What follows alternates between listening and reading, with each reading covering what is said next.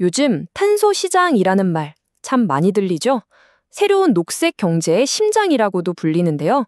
오늘 이 거대한 시장의 문을 한번 활짝 열어보겠습니다. 자, 여러분, 이런 상상 한번 해보실까요? 만약에 지구를 구하는 일이 돈이 되는 비즈니스가 된다면요? 이게 더 이상 상상이 아니라는 겁니다. 이미 현실이거든요. 바로 탄소 시장, 이 거대한 비즈니스의 세계에 오신 걸 환영합니다. 아니, 근데 왜 이런 시장이 생겨난 걸까요? 그 이유는 딱 하나입니다. 지금 전 세계가 말 그대로 제로를 향한 경주에 뛰어들었기 때문이죠. 네, 바로 탄소 중립입니다. 지금 전 세계 모든 국가, 모든 기업이 이 하나의 목표를 향해 달려가고 있어요.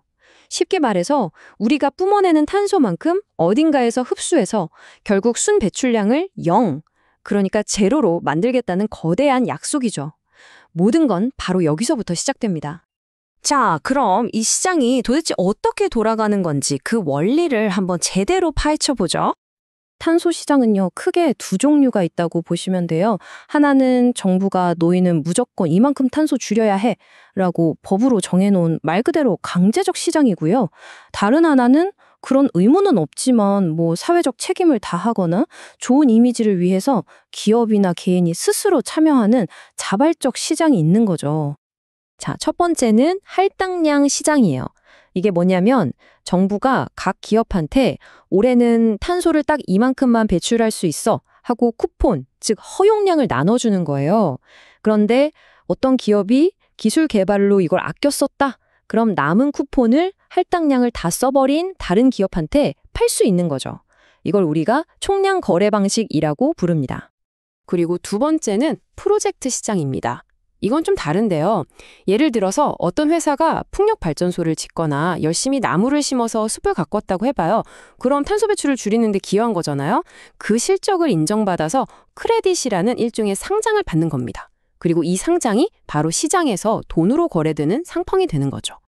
자, 그럼 이 새로운 판에 뛰어든 거물급 플레이어들, 그러니까 세계 금융을 쥐락펴락하는 그 큰 손들은 도대체 어떤 전략을 짜고 있을까요?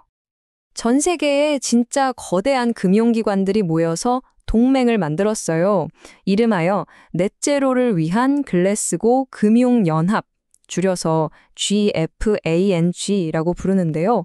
여기서 뭘 하냐면 바로 이 넷제로 목표에 맞춰서 우리 사업을 어떻게 바꿔나갈 건지 아주 구체적인 계획들을 세우고 있는 겁니다.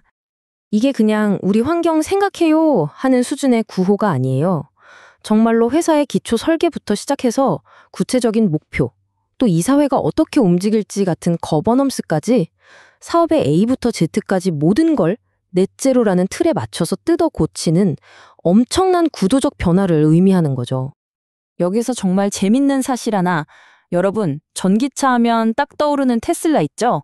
한때는요, 이 테슬라가 자동차를 팔아서 버는 돈보다 탄소 배출권을 팔아서 버는 돈이 더 많았다는 거 알고 계셨나요? 이 시장이 얼마나 큰 기회가 될 수 있는지 보여주는 뭐랄까 가장 짜릿한 예시라고 할 수 있겠죠? 자, 그런데 지금까지 들어보면 뭔가 거대 기업들만의 리그 같고 좀 멀게 느껴지시죠? 천만에요. 이제부터는 바로 우리 평범한 개인들의 이야기를 해볼 겁니다. 꼭 대기업 회장님만 참여할 수 있는 게 아니에요. 바로 여러분, 우리 모두가 이 자발적 탄소 시장의 중요한 플레이어가 될 수 있다는 사실. 아니, 개인이 어떻게 참여하냐고요? 방법은 생각보다 간단합니다. 자, 예를 들어서 내가 작은 숲을 가지고 있는 산주라고 해볼게요. 그럼 열심히 나무를 심고 숲을 가꾸잖아요. 아니면 집에 태양광 패널을 설치했을 수도 있고요. 이렇게 탄소를 줄인 노력을 공인된 기관을 가서 저 이만큼 줄였어요 하고 인증을 받는 겁니다. 그러면 탄소 크레딧이 생기는데 이걸 주식처럼 거래소나 플랫폼에 내다 팔아서 수익을 낼 수 있는 거죠. 자, 보세요.